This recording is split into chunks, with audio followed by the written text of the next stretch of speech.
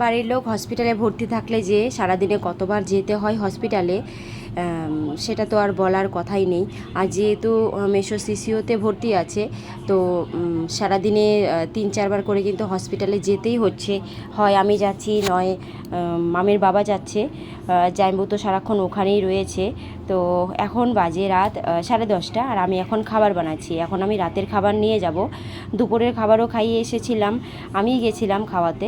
তো এখন রাতের খাবার নিয়ে আবার আমিই যাব, কারণ মামে বাবা বলছে শরীরটা ভাল লাগছে না, তাই আমি আর কি যাব। চলো, মেসোর জন্য খাবার তো রেডি করে ফেললাম। আর গোলা রুটি খেতে মেসো খুব ভালোবাসে বলে মেসোকে কিন্তু গোলা রুটি করে দিলাম। 2টো গোলা রুটি করেছি, আর সঙ্গে 2টো কলা দেবো।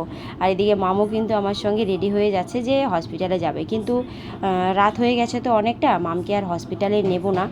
জানবো অনেকক্ষণ থেকেই ওয়েট করছি, মেসো খাবার জন্য বসে আছে। আমি তাড়াতাড়ি করে খাবারটা রেডি করলাম।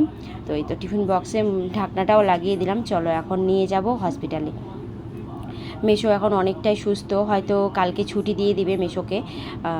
তো হসপিটালের সুযোগ সুবিধা মানে আমি যা দেখলাম মেসোর ক্ষেত্রে অনেকটাই ভালো, কারণ মেসোর মানে খুব সিরিয়াস অবস্থা ছিল।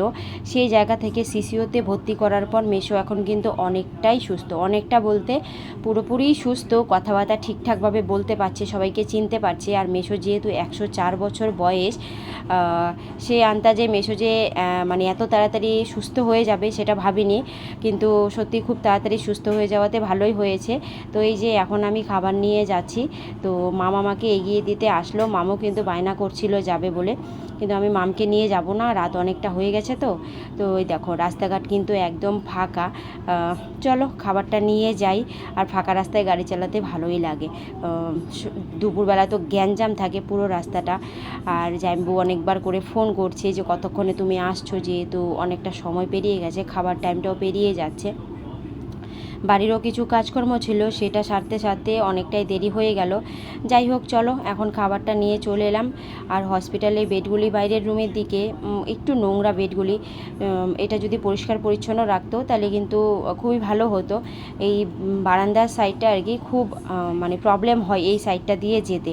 আর সিসিও রুমে যেতে গেলে এই সাইডটা দিয়ে যেতে হবে। আরেকটা অপোজিট রাস্তা রয়েছে, কিন্তু ওই রাস্তাটা রাতের বেলা বন্ধ করে দেয়, দিনের বেলা খোলা থাকে বলে এদিক দিয়ে আমাকে আসতে হলো।